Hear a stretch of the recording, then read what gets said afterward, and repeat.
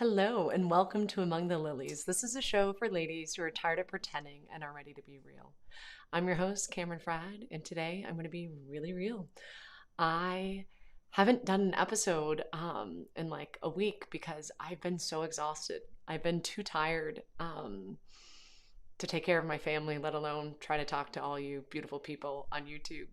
You fell low on my priority list. So, this is me trying to um, just let you know where I've been and where I'm coming from. And in particular, I really want to talk to those of you that suffer from sickness and chronic pain or chronic illness, whether it be like Lyme's disease or MS or fibromyalgia or whatever.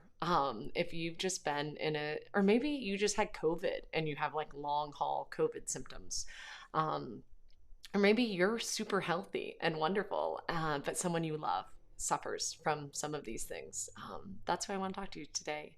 And yeah, I've had like this really bad flare up. So I know that I get really sick in the winters, and part of EDS, part of Ehlers-Danlos syndrome, is my joints going in and out, and they just pop in and out. So like I'm hypermobile, so I can do things like dislocate my shoulder quite easily. And so back in the day when I was slide tackling someone in soccer, like maybe in junior high, and I dislocated my shoulder. And then I wrestled in high school. Fun fact, I was the captain of the wrestling team, and I wrestled girls. We weren't supposed to wrestle boys. And plus we're top heavy. I don't know if you know this.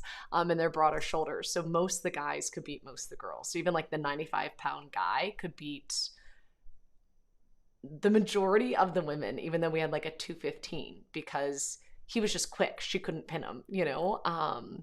But anyhow, I digress. Or I'm just like going off on a tangent. But anyhow, in a really good match, I dislocate my shoulder. And so I during regionals, my shoulder went out, and on the fifth time I couldn't pop it back in. So this one girl was also like really good. I think she ended up getting first in state, and I had beaten her and she had beaten me. So we kind of knew for our weight class we were each other's biggest competition. And my coach knew how to put my shoulder back in. So I'd have them hold it and then I'd pop it, back in, and I could keep going.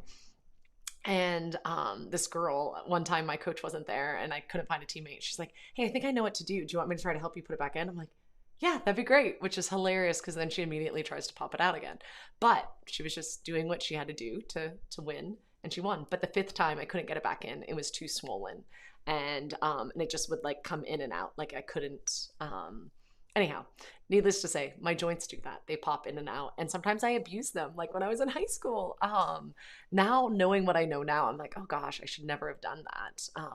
But I didn't know what I know now then.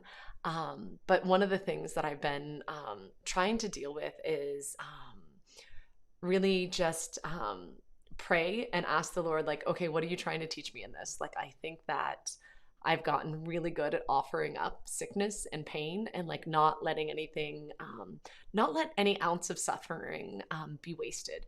And I think as Catholics, those of you that are Catholic, I know I have a lot of Christian followers. I don't, you're amazing and awesome and beautiful. But as Catholics in particular, I think we understand suffering more than our Protestant brothers and sisters, in the aspect that like we believe suffering is redemptive, right? And we have devotions to like the Sacred Heart. We have devotions to we look at saints that have suffered greatly and we're like, wow, they were so holy because they used their suffering and they offered it up for love of God, right? So Chiara Luce Padano comes to mind immediately, just because my daughter's named after her. But her hair all started falling out, and every time she'd like go like this, she'd have a bunch, like a handful of hair that would come out, and she was like, all for love of you, Jesus, like all for you, Jesus.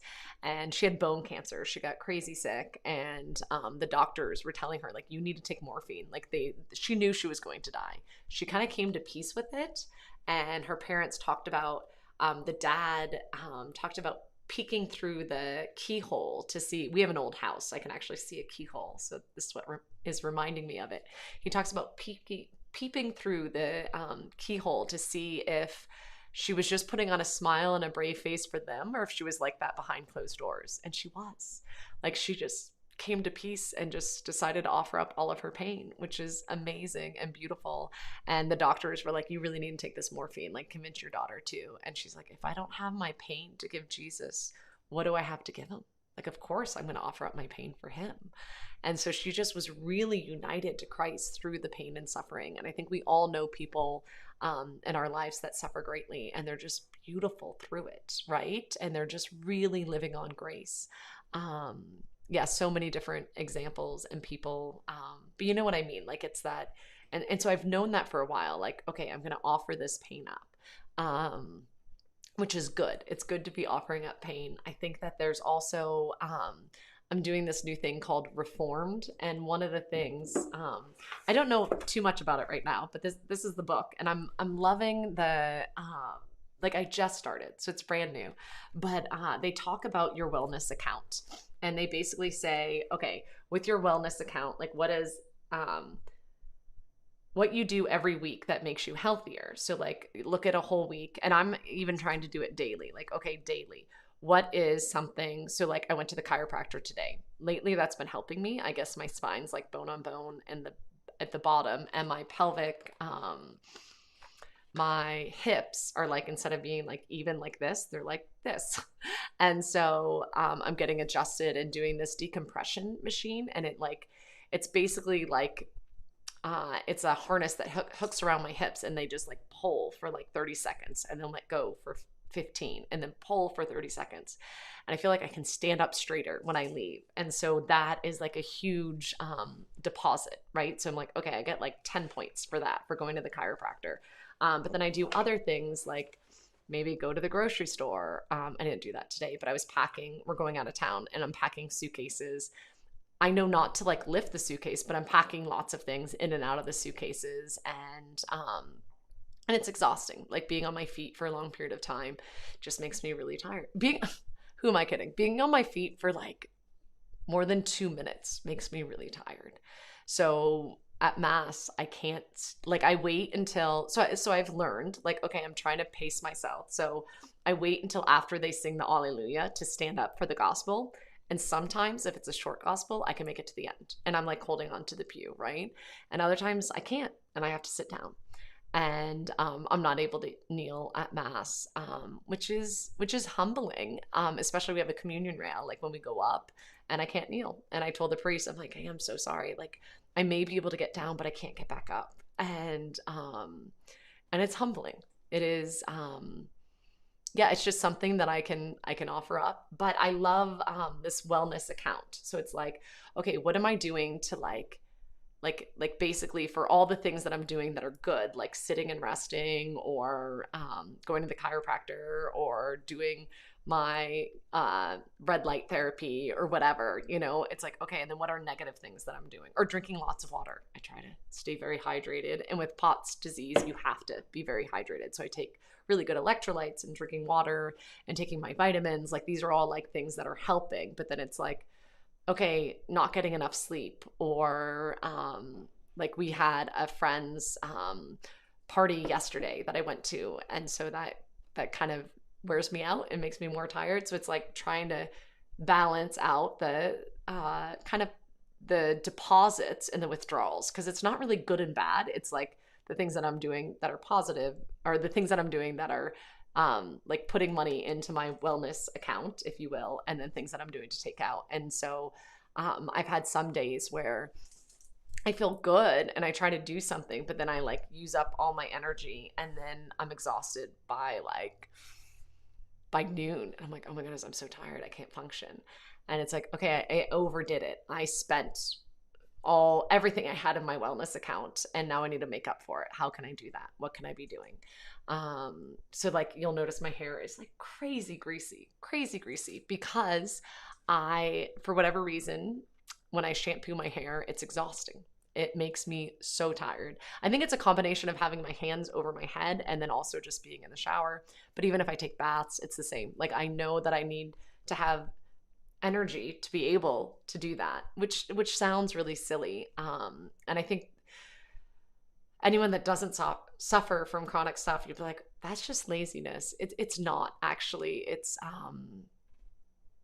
just the way my body is working right now. Or all of a sudden I look like I normally wear like a miraculous medal, but now I have an amber necklace and an amber bracelet and a copper bracelet. And so like I look like, I don't know, I'm just like going overboard with jewelry, but it's like, okay, if this will help just a little bit with pain, it's worth it, you know? And yeah, and just doing things. And I think that there's lots of different things you can be doing because I've tried a lot of different ones. But what I love about and I feel like I have nutrition down.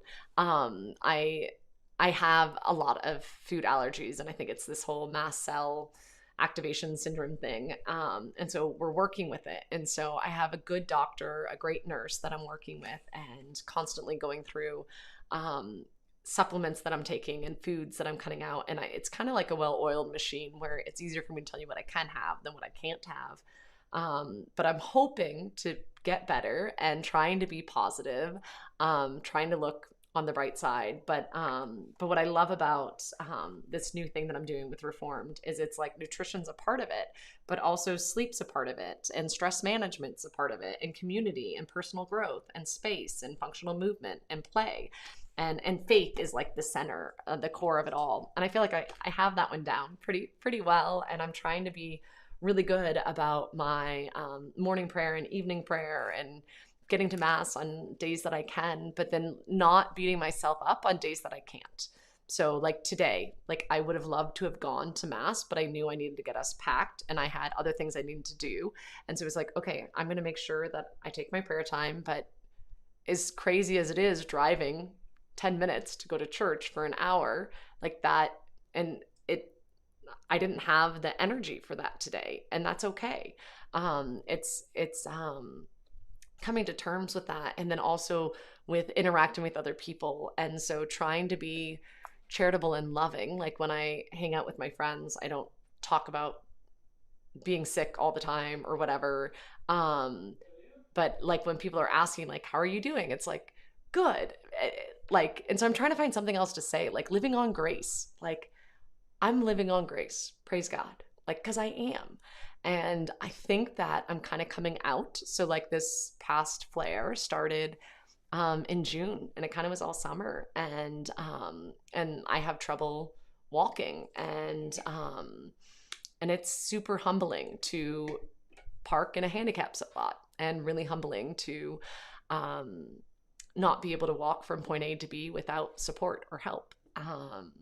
And so I think it's, I don't know, trying to stay positive, be loving, and not give up, because I think that it's easy to get discouraged, or it's easy to think this is my new normal, because I don't think it is. I think this is just a season of that I'm in right now, and we're working on fighting different things that are like the roots of my chronic sickness stuff. And I feel like for a while I was just focused on all the symptoms, and I had different doctors for different symptoms. And now it's like, okay, we're really trying to get to the root of it, but it's still going to take time. You know, like I'm on the right supplements, I'm on the right prescription medicines. I'm going through, but it's going to be a process. It's not going to be, I wake up tomorrow and I'm great and I'm amazing and I'm back to my normal self.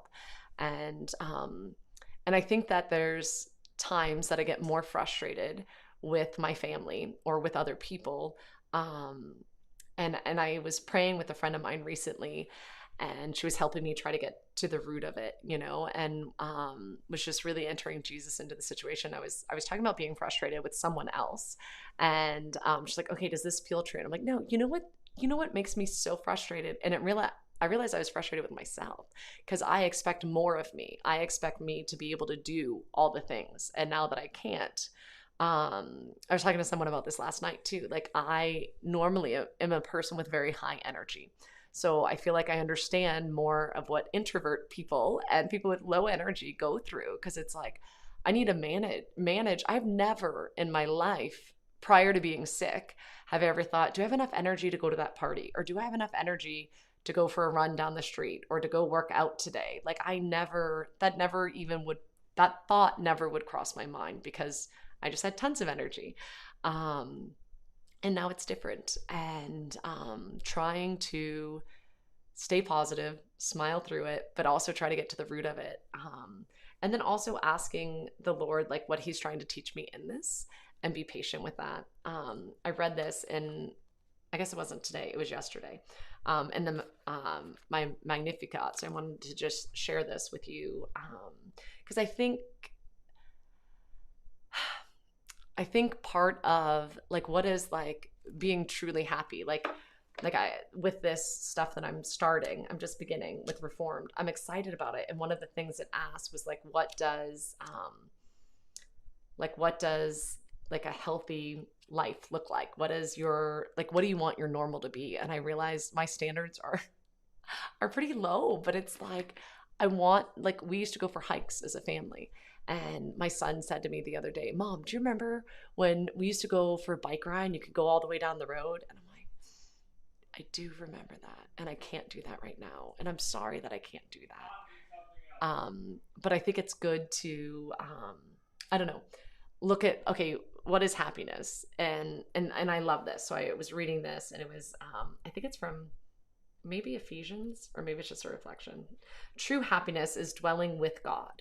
The happiness is not only in the future of heaven, but can be realized in the here and now. When we strive for holiness, we began to live the life of heaven here on earth. Let us strive for unity with the Holy Trinity. It's our birthright. And just talking about striving for holiness and right now, what does that look like? So if you are someone that's suffering from sickness, your holiness is loving everyone where you are right now, accepting yourself where you are, and not trying to look back and say, I wish I was where I was then. Or even like, I think it's good to have goals for the future. Like, I hope to be more like this. But being patient with ourselves where we are right now. And I think it is like, I can do all things through Christ who strengthens me. And right now, this season that I'm in, I have to rely on that. And He has to be the one that helps me get through the day and get through the next activity. And praying for the grace to make dinner and then sit down and eat it with the family. Like it's little baby steps. And I just want any of you that are also suffering from sickness to know that you're not alone. I'm praying for you. Yeah. And I really, yeah, please, please, please be patient with yourself. Don't give up hope. God is so much bigger than whatever sickness you're dealing with right now. And just rely on Him and continue to persevere. And it's just one step in front of the other. And please be patient with yourself. Give yourself grace. The Lord has so much grace to give you. Please give grace to yourself and to others around you. If someone's not understanding, don't give up on them. Just try to explain where you're coming from. And yeah, God bless you. I'll be praying for all of you. And yeah, pray for me too. Thank you. Bye-bye.